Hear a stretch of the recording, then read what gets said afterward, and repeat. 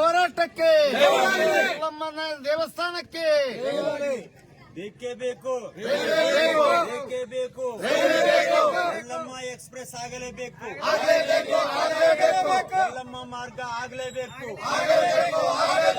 Renuka express ಆಗಲೇಬೇಕು ಲೋಕಾಪುರದಿಂದ ಧಾರವಾಡಕ್ಕೆ ರೈಲು ಬೇಕು ಲೋಕಾಪುರದಿಂದ ಧಾರವಾಡಕ್ಕೆ ರೈಲು ಬೇಕು ಯಲ್ಲಮ್ಮನ ಭಕ್ತರಿಗೆ ರೈಲು ಬೇಕು ಯಲ್ಲಮ್ಮನ ಭಕ್ತರಿಗೆ ರೈಲು ಬೇಕು ಲೋಕಾಪುರದಿಂದ ಧಾರವಾಡಕ್ಕೆ ರೈಲು ಬೇಕು ಕಾರ್ಮಿಕರ ಪರವಾಗಿ ರೈತರ ಪರವಾಗಿ ಎಲ್ಲ ಜನಾಂಗದ ಪರವಾಗಿ ನಿರಂತರವಾಗಿ ರೈಲ್ವೆ ಬೇಕೇ ಬೇಕು.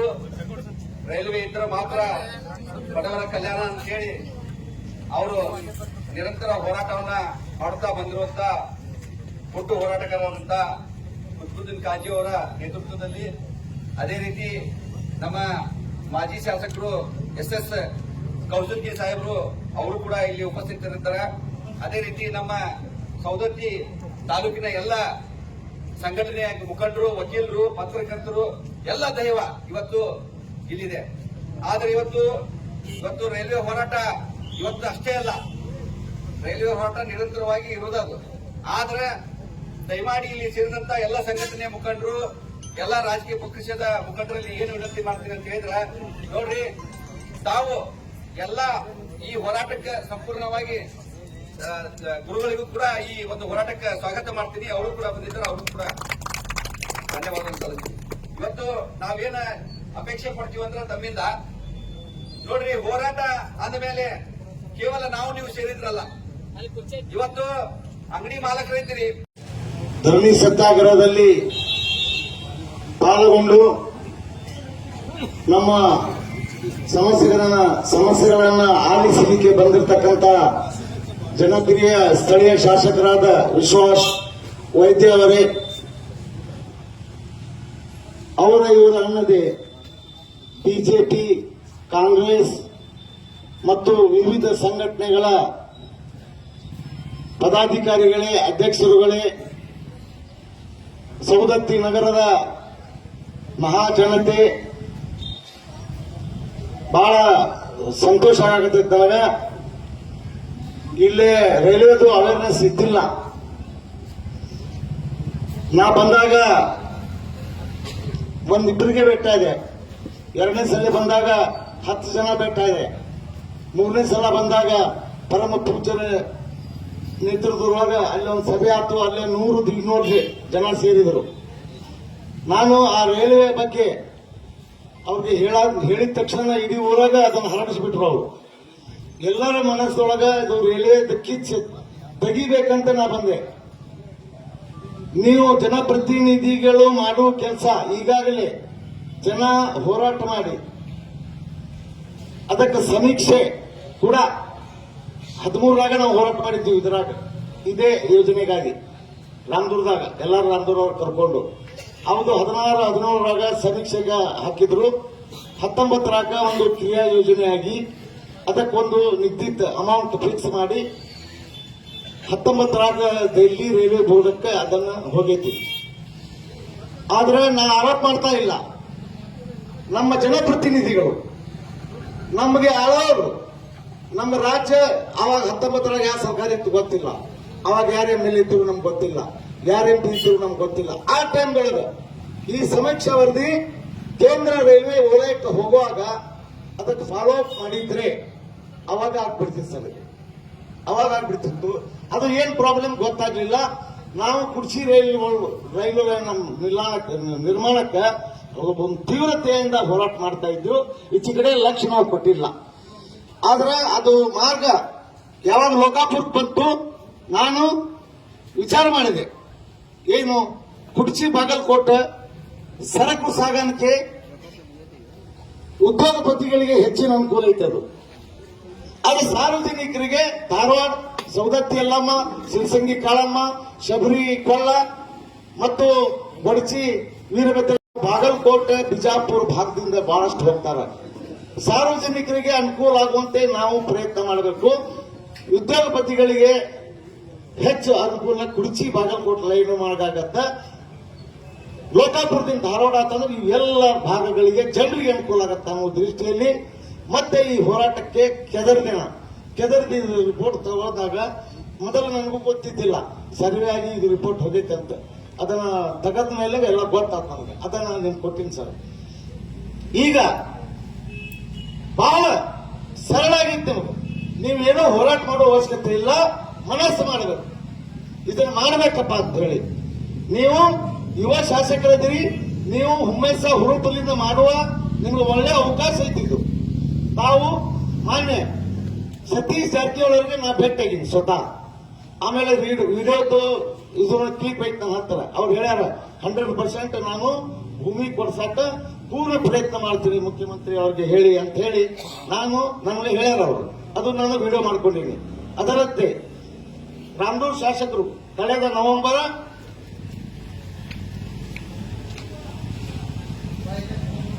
12ರಂದು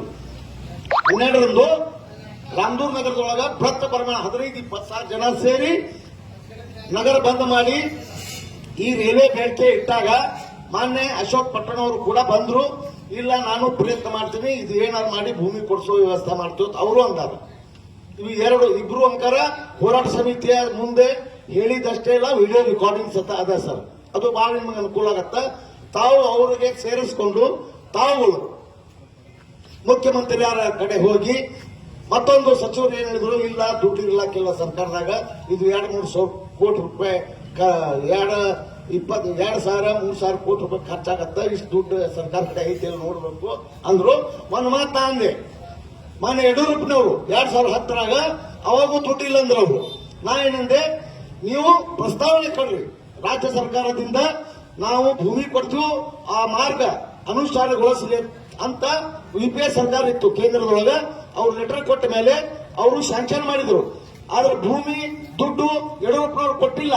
ಮುಂಬರುವ ಸರ್ಕಾರಗಳು ಕ್ರಮೇಣವಾಗಿ 500 ಕೋಟಿ, 600 ಕೋಟಿ, 599 ಕೋಟಿ, ಮೊನ್ನೆ ನಾನು ಹೋಗಿ 900 ಕೋಟಿ ಇವ್ರು ರೈಲ್ವೆ ಮಂತ್ರಿ ಅವ್ರ ಕಡೆಯಿಂದ ತಗೊಂಡ್ಬಂದಾರೆ.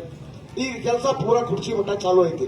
ಅದಕ್ಕೆ ಸರ್ಕಾರ ಕಡೆ ಹಣ ಇಲ್ಲಂದ್ರೂ ಕೂಡ ಪ್ರಸ್ತಾವನೆ 10 ರೂಪಾಯಿದು ಒಂದು ಲೆಟರ್ದೊಳಗ ನೀವು ಕಳಿಸಿದ್ರೆ ಇದು ಮಾರ್ಗ ಅನುಷ್ಠಾನಕ್ಕೆ ಬರುತ್ತೆ, ಅನುಮೋದನೆ ಪಡಿತೈತಿ, ಶಾಂಕ್ಷನ್ ಆಗತ್ತೆ. ಶಾಂಕ್ಷನ್ ಆಗಿಂದ ನಮ್ಮ ಸರ್ಕಾರದ ಎಷ್ಟು ತಾಕತ್ತೈತಿ ಅಷ್ಟು ಕೊಡುದು. ಮುಂಬರುವ ಸರ್ಕಾರಗಳು ಕ್ರಮೇಣವಾಗಿ ದುಡ್ಡು ಕೊಟ್ಕೋತ ಹೋದ್ರೆ ಇದು 5 ವರ್ಷ ಅಲ್ಲ 10 ವರ್ಷ ಕಾಲ ಪೂರ್ಣ ಆಗತ್ತ. ನಮ್ಮ ಜನರ ಕನಸು ನೆನಸಾಗತ್ತ ಅನ್ನುವಂತ ಒಂದು ಸಲಹೆಯನ್ನು ನಾನು ಕೊಡ್ತೇನೆ. ಅದರಂತೆ ಈಗ ರಾಮದುರ್ಗದೊಳಗ ಹೋರಾಟ ಆಯ್ತು. ಈಗ ಇಲ್ಲೇ ಒಂದು ಅಧ್ಯಕ್ಷ ಸುರೇಶ್ ಅವರು ಹೇಳಿದ್ರು, ಲಕ್ಷ ಗಂಟಲೆ ಈಗ ಭಕ್ತಾದಿಗಳು ರೇಣುಕಾ ಯಲ್ಲಮ್ಮಗೆ ಹಾಗೂ ಕಾಳಿಕಾ ಸಿರಸಂಗಿ ಕಾಳಮ್ಮ ದೇವಿಗೆ ಬರ್ತಾರ ಅಂತೆ. ಲಕ್ಷ ಮೀರಿ ಬರಾಕೈತಿ. ಲಕ್ಷ ಅಷ್ಟಲ್ಲ, ಕೋಟಿ ಗಂಟೆ ಇವತ್ತ ದೇವಿಯ ದರ್ಶನಕ್ಕೆ ಬರುವಂತ ಭಕ್ತರು ಹೆಚ್ಚಾಗ್ಯಾರ. ಮತ್ತ ಅಂತದ್ರೊಳಗ ಈಗಾಗಲೇ ನಮ್ಗೆ ರೈಲ್ವೆ ಮಾರ್ಗ ಆಗ್ಬೇಕಾಗಿತ್ತು. ಯಾಕೆ ಆಗ್ಲಿಲ್ಲ ಅಂದ್ರ ಇವತ್ತ ಅದಕ್ಕೆ ಕಾರಣ ಯಾರಪ್ಪ ಅಂದ್ರ ನಾವು ವೋಟ್ ಆಗಿ ಕಳಿಸೇವಲ್ಲ, ಜನಪ್ರತಿನಿಧಿಗಳೇ ಕಾರಣ ಅನ್ನುವಂಥದ್ದು ಇವತ್ತು ನಾವು ಆರೋಪ ಮಾಡ್ತೀವಿ. ಯಾಕಂದ್ರೆ ನಾವು ಅವ್ರನ್ನ ಕಳ್ಸೋದಷ್ಟ ಗೊತ್ತಾಯ್ತು ನಮಗೆ, ಹೊಳ್ಳಿ ಅವ್ರ ಪ್ರಶ್ನೆ ಮಾಡೋದಾಗ ಗೊತ್ತಿಲ್ಲ. ಅವ್ರು ಏನ್ ಮಾಡ್ತಾರೋ ಏನಿಲ್ಲೋ ಅವ್ರಿಗೆ ಬಿಟ್ಟದ್ದು. ಅವ್ರು ಮಾಡಿದ್ದಕ್ಕ ನಾವು ಸಹಿ ಅಂತೀವಲ್ಲ, ಅದಕ್ಕೆ ಇವತ್ತು ನಮ್ಮ ಪರಿಸ್ಥಿತಿ ಹಿಂಗಾಗಿತ್ತು.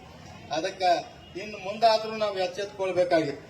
ಇವತ್ತ ಕಾಜಿ ಅವರಂತವ್ರಿಗೆ ನಾವು ಬೆಂಬಲ ಕೊಟ್ರೆ ಈಗ ಹಲವಾರು ಕಡೆ ಹೋರಾಟ ಮಾಡ್ಯಾರು, ಮಾಡಿ ರೈಲ್ವೆ ಮಾರ್ಗವನ್ನು ಅವರು ತಂದು ಕೊಟ್ಟಾರ. ಅದರಂತೆ ರೇಣುಕಾ ಯಲ್ಲಮ್ಮ ದೇವಸ್ಥಾನದಿಂದ ಇವತ್ತು ನಿನ್ನೆ 16ನೇ ತಾರೀಕಿಗೆ ಎಣ್ಣಗೊಂಡದ ನೀರಿನಲ್ಲಿ ಸ್ನಾನವನ್ನು ಮುಗಿಸಿಕೊಂಡು ದೇವಿಯ ದರ್ಶನವನ್ನು ಪಡೆದುಕೊಂಡು ಅಲ್ಲಿಂದ ಸವದತ್ತಿವರೆಗೆ ಪಾದಯಾತ್ರೆ ಮುಖಾಂತರ ಬಂದು ಸವದತ್ತಿಯ APMCಯಿಂದ ಬಜಾರ್ ಮಾರ್ಗವಾಗಿ ಮುಂದೆ ಸಂಗೊಳ್ರಾಯನ ಸರ್ಕಲ್ನಿಂದ ಯಶೋಲ ಕ್ರಾಸ್ನಿಂದ ಹಾದು ತಹಸೀಲ್ದಾರ್ ಆಫೀಸ್ಗೆ ಹೋಗಿ ಅಲ್ಲಿ ಇವತ್ತು ತಹಸೀಲ್ದಾರ್ಗೆ ಕೇಂದ್ರ ಸರ್ಕಾರಕ್ಕೂ ಮತ್ತು ರಾಜ್ಯ ಸರ್ಕಾರಕ್ಕೂ ಕೂಡ ಅವರು ಮನವಿಯನ್ನು ಅರ್ಪಿಸಿದರು. ಅವತ್ತಿನ ಸಂದರ್ಭದಲ್ಲಿ ನಾವು ಇದ್ದಿದ್ದಿಲ್ಲ. ಯಾಕಂದ್ರೆ ನಮಗೂ ಕರೆ ಕೊಟ್ಟಿದ್ರು. ಅವತ್ತು ನಮ್ಮ ಬೆಳಗಾವದಲ್ಲಿ 16ನೇ ತಾರೀಕಿಗೆ ನಮ್ಮ ರೈತ ಸಂಘದ ಹೋರಾಟ ಇತ್ತು. ಅದಕ್ಕೆ ಅನಿವಾರ್ಯವಾಗಿ ಅವತ್ತಿನ ಕಾರ್ಯಕ್ರಮ ನಾವು ವಿಳಂಬವಾದದಕ್ಕೆ ಕಾಜಿ ಅವರಿಗೆ ನಾವು ಕ್ಷಮಾ ಕೇಳ್ತೀವಿ. ಯಾಕಂದ್ರೆ ಇದು ಅವರ ಸ್ವಾರ್ಥಕ್ಕಾಗಿ ಹೋರಾಟ ಮಾಡಕ್ಕಿಲ್ಲ, ಜನರ ಹಿತಕ್ಕಾಗಿ. ಇದು ಒಂದೇ ಧರ್ಮ ಒಂದೇ ಜಾತಿಯವರಿಗಲ್ಲ, ಇದು ಎಲ್ಲಾ ಜಾತಿಯವರಿಗೆ ಅನುಕೂಲ ಆಗೋದು. ಮತ್ತು ಒಂದೇ ಪಕ್ಷದವರಿಗೂ ಅಲ್ಲ, ಎಲ್ಲಾ ಪಕ್ಷದವರಿಗೂ ಅನುಕೂಲ ಆಗೋದು. ಮತ್ತು ನಾವು ಯಾವುದೇ ರಾಜ್ಯಕ್ಕೆ ಅಂಟಿಕೊಂಡವರು ಅಲ್ಲ. ಇದೊಂದು ಜಾತ್ಯತೀತವಾದ ಹೋರಾಟ. ನಮ್ದು ಸಂಘಟನೆ ಒಂದು ಜಾತ್ಯತೀತವಾದ ಮತ್ತು ಪಕ್ಷಾತೀತವಾದ ಸಂಘಟನೆ. ನಾವು ಯಾವ ರಾಜಕೀಯ ಪಕ್ಷಕ್ಕೂ ಅಂಟಿಕೊಂಡವರಲ್ಲ, ಮತ್ತೆ ಯಾವ ರಾಜಕಾರಣಿಗಳು ತಪ್ಪು ಮಾಡಿ ಬಿಡವರು ಅಲ್ಲ. ನಮ್ಗ ರೈತ ಸಂಘ ಅಂದ್ರೆ ಒಂದು ಒಳ್ಳೆ ಸಂಘಟನೆ. ನಮ್ಮ ಸಂಘಟನೆ ತಾಲೂಕಾ ಅಧ್ಯಕ್ಷರ ನೇತೃತ್ವ ಒಳಗ ಇವತ್ತ ನಾವು ಎಲ್ಲ ನಮ್ಮ ರಾಮದುರ್ಗ ತಾಲೂಕಾ ಹೇಳ್ತೀನಿ, ನಿಜವಾಗಿ ನಿಮಗೆ ರಾಮನ ಭಕ್ತಿ ಇದ್ರೆ ರಾಮ ನಮ್ಮ ಶಬರಿ ಕೊಳ್ಳಕ್ಕೆ ಬಂದು ಹೋಗ್ಯಾರ. ಮಾರ್ಗ ಹಾಕಿ ಹೆಂಗ ನೀವು ಅಯೋಧ್ಯದಾಗ ರೈಲ್ವೆ ಅಭಿವೃದ್ಧಿ ಮಾಡಿದ್ರಿ, ಶಬರಿ ಕೊಳ್ಳಕ್ಕೂ ಅಭಿವೃದ್ಧಿ ಮಾಡಿದ್ರ, ಹೌದಪ್ಪ ನೀವು ರಾಮ ಭಕ್ತ ಅಂತ ನಾ ಹೇಳಬಹುದು. ಆದ್ರೆ ನಾ ಏನು ಹೇಳಿನಿ, ಇದು ಸ್ವತಃಸಿದ್ಧ. ಮಾನ್ಯ ಮುಖ್ಯಮಂತ್ರಿಗಳೇ, ಇದು ಸ್ವತಃಸಿದ್ಧ, ಇದು ವಾಕ್ಯ. ಬೇಕಾದ್ರೆ ಇದನ್ನ ಅಧಿವೇಶನ ಮುಗಿಸಿ ನೀವು ಕೊಡ್ಲಾರ್ದ ಹೋಗ್ರಿ, ನೋಡ್ರಿ. ಕಾಜಿ ಇಂತ ಗಾಂಧಿ ಚೌಕ್ನಾಗ ಕೂತ್ ಹೇಳಿದ್ದ, ನೋಡ್ ಬಂತ. ಆಗ್ಲಿಲ್ಲ ಅಂದ್ರೆ ನನ್ನ ಹೆಸರು ಕರಿಬೇಡ್ರಿ. ನಾ ವಾಕ್ಯನ ಹಂಗೆ ಮಾತಾಡ್ತೀನಿ. ನಾ ಏನ್ ದೇವರ ಹೇಳಂಗಿಲ್ಲ, ನನ್ನ ಮುನ್ಸೂಚನೆ ಕಾಣ್ತೈತಿ. 90 ಉತ್ತರ ಕರ್ನಾಟಕದ ಶಾಸಕರ ಬೆಂಬಲ. ನೀವು ಭೂಮಿ ಕೊಟ್ರೆ ಕುತುಬುದ್ದೀನ್ ಕಾಜಿ ಕೊಡಿಸ್ತಾರ. 90 ಶಾಸಕರವ್ರೆ ಉತ್ತರ ಕರ್ನಾಟಕದ್ದು.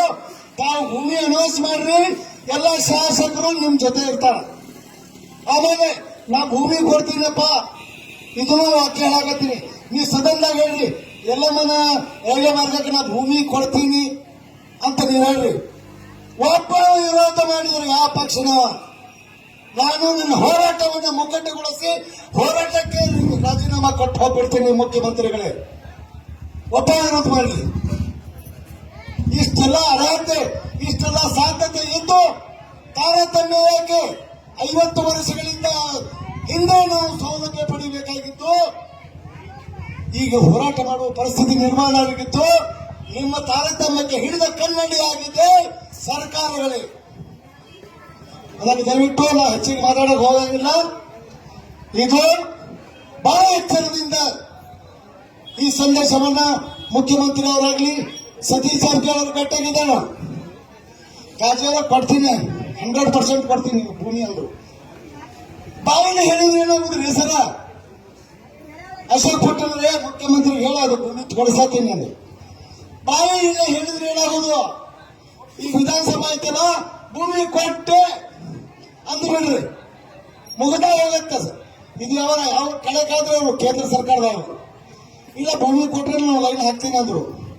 ಮತ್ತೆ ನೀವು ರಾಜ್ಯ ಸರ್ಕಾರದವ್ರು ಹೇಳಲ್ಲ, ನೀವು ಲೈನ್ ಹಾಕ್ತೀನಿ ಅಂದ್ರಿ, ನಾವು ಭೂಮಿ ಕೊಡ್ತೀವಪ್ಪ ಅಂತ ಕಡೆಗಾಗ್ರಿಲ್ಲ. ನೀವೇ ಕೆಟ್ಟಾಗ್ತೀರಿ ರಾಜ್ಯ ಸರ್ಕಾರದವರು. ಸ್ವಲ್ಪ ಬುದ್ಧಿ ಐತಿಲ್ಲ, ಏನ್ ಮಾಡ್ತಾರ?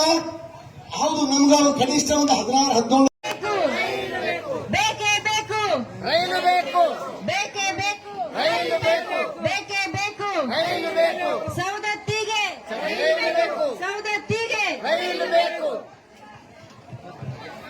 ಸನ್ಮಾನ್ಯ ಕುತುಬುದ್ದೀನ್ ಕಾಜಿ ಅವರು ಬಹಳಷ್ಟು ಏನಪ್ಪಾ ಅಂದ್ರೆ ಹೋರಾಟ ಮಾಡ್ತಾ ಇದ್ರು. ನಾವು ಗಮನಿಸ್ತಾ ಇದ್ದೀವಿ. ಇವರು ಹೋರಾಟವನ್ನು ನಾವು 2-3 ವರ್ಷದಿಂದ ಬಾಗಲಕೋಟೆ ಒಳಗೆ ನೋಡಿದ್ದೀವಿ. ನವನಗರದೊಳಗೆ ಅವರು ಹೋರಾಟ ಸಾಗ್ತಾ ಇತ್ತು. ಅವು ನಾವು ಗಮನಿಸ್ತೀವಿ. ಬಹಳಷ್ಟು ಹೋರಾಟ ಮಾಡಿ ಇವತ್ತು ಲೋಕಾಪುರಕ್ಕೆ ಹೋದ್ರೆ ಇವ್ರ ಹೋರಾಟದ ಫಲ ಸಿಕ್ಕಿರೋದು ಗೊತ್ತಾಗತ್ತೆ. ಯಾಕಂದ್ರೆ ಲೋಕಾಪುರದ ಕುರ್ಚಿ ಮತ್ತು ಬಾಗಲಕೋಟೆ ಒಳಗೆ ರೈಲ್ವೆ ಇದ್ದಿರ್ಲೇ ಇಲ್ಲ. ನಾವು ಲೋಕಾಪುರಕ್ಕೆ ಹೋದಾಗ ಏನಾಗಿತ್ತು, ಬಹಳ ರಶ್ ಆಗಿತ್ತು.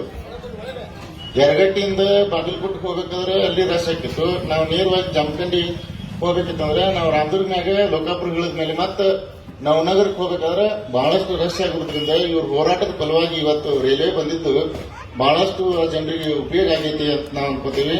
ಅದಕ್ಕೆ ನಮ್ಮ ಶಾಲೆಯ ಪರವಾಗಿ ಇವರಿಗೆ ನಾವು ಬೆಂಬಲವನ್ನು ಸೂಚಿಸ್ತೇವೆ. ಯಾಕಂದ್ರೆ ಈಗ ಲೋಕಾಪುರ, ರಾಮದುರ್ಗ, ಸವದತ್ತಿ ಮತ್ತೆ ಧಾರವಾಡ ಮಾರ್ಗವಾಗಿ ರೈಲ್ವೆ ಆದ್ರೆ ಬಹಳ ಜನರಿಗೆ ನಮ್ಮ ಸವದತ್ತಿಗಂತೂ ಬಹಳ ಅನುಕೂಲ ಆಗ್ತದೆ.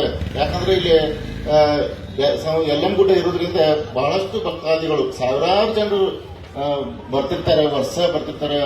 ಯಾಕಂದ್ರೆ ಚಕಡಿ ಮಾರ್ಗದ ಮೂಲಕ ಬರುವಂತ ಟ್ರಾಫಿಕ್ ಜಾಮ್ ಆಕತಿ. ಅದಕ್ಕಾಗಿ ಈ ರೈಲ್ವೆ ನಮ್ಗೆ ಬಂದ್ರೆ, ಯಾಕಂದ್ರೆ ನಾವು ರೈಲ್ವೆ ಹೋರಾಟಗಾರರು ಏನಪ್ಪಾ ಅಂದ್ರೆ ರೈಲ್ವೆ ಬಂದ ಮೇಲೆ ನಾವು ಇರ್ತೀವಿ ಇರೋದಿಲ್ಲ, ಅದು ಮತ್ತೆ ಬೇರೆ. ಆದ್ರೆ ನಮ್ಮ ಮುಂದಿನ ಪೀಳಿಗೆ ನಮ್ಮ ಹೋರಾಟಗಾರನ, ನಮ್ಮ ಮಹಾತ್ಮ ಗಾಂಧೀಜಿ ಅವ್ರನ್ನ ಹೆಂಗ್ ನಾವು ಸ್ಮರಿಸ್ತೇವೆ, ಇನ್ನು ನಮ್ಮ ಸನ್ಮಾನ್ಯ ಕಾಜಿ ಅವ್ರನ್ನ ನಮ್ಮ ಸವದತ್ತಿ ಇತಿಹಾಸದೊಳಗೆ ಅವರು ಸೇರ್ಕೊಂಡಿರ್ತಾರೆ.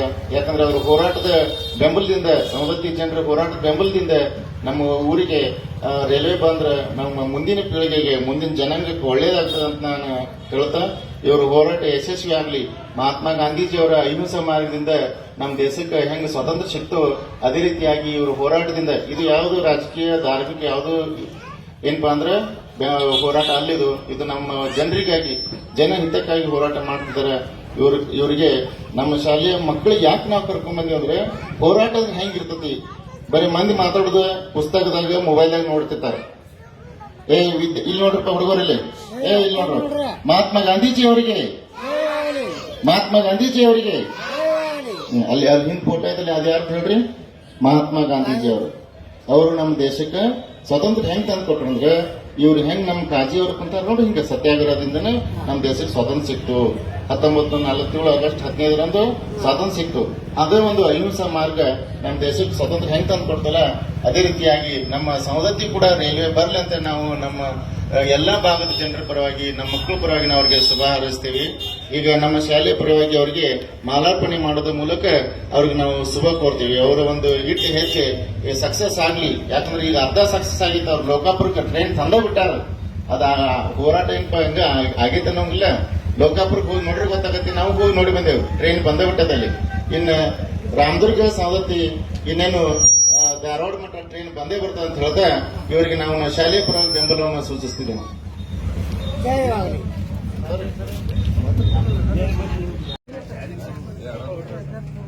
ನೋಡ್ರಿ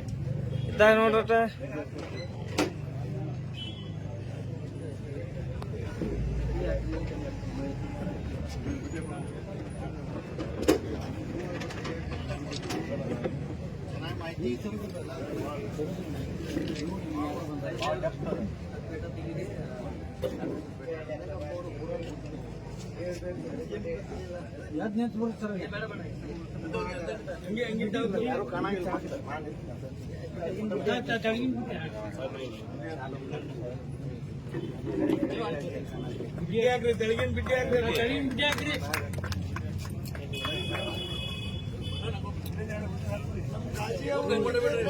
ರೈಲ್ವೆ ಒಳಗ ಬರುವಂಗಾಗಲಿ.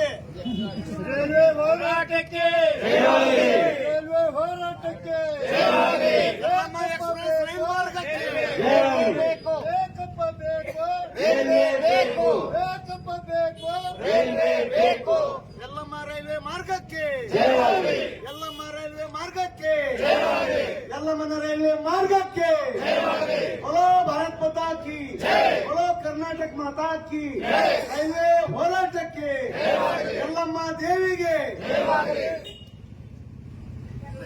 ಈಗ ಈ ಹೋರಾಟ ಇಲ್ಲಿಗೆ ಇವತ್ತ ಮುಕ್ತಾಯ ಆಯ್ತು. ಆಮೇಲೆ ಇವತ್ತಿನಿಂದ ಈ ಹೋರಾಟವನ್ನ ನಮ್ಮ ಶಾಸಕರು